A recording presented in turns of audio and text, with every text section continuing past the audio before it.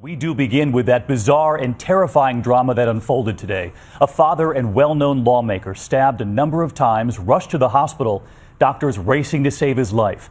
Creigh Deeds, just 55 years old, a Democrat from Virginia who has stood shoulder to shoulder with presidents past and present.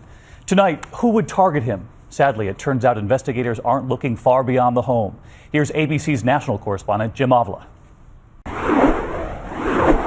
There were just two people in the House, the high-profile Virginia State Senator Creigh Deeds, who in 2009 was a Democratic candidate for governor, and his 24-year-old son, Gus.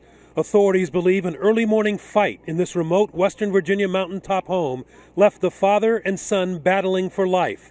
The elder Deeds, 55, was stabbed multiple times in the head and chest. His son, still alive when authorities arrived, had been shot.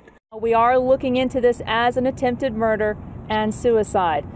Still bleeding in his chest and in his head, and his son dying in the house over on the hill there, Senator Deeds walked down that long driveway and then continued down to Highway 42, about 75 yards in all, where by happenstance he was discovered by a cousin on the road who took him to his house where 911 was finally called.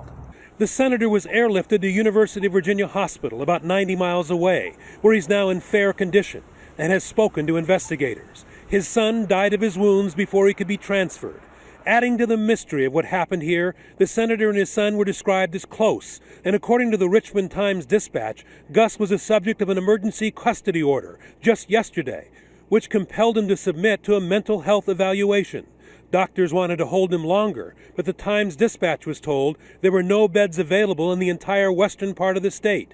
Mental health officials would not confirm that, citing privacy concerns, but said in general, under no circumstances can a person be held beyond 6 hours involuntarily under an emergency custody order.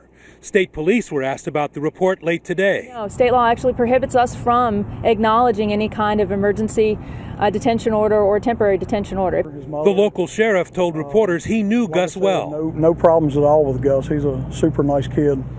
While police don't know or won't say what the motive behind this attack may have been, they have said from the beginning they're looking for no other suspects. David?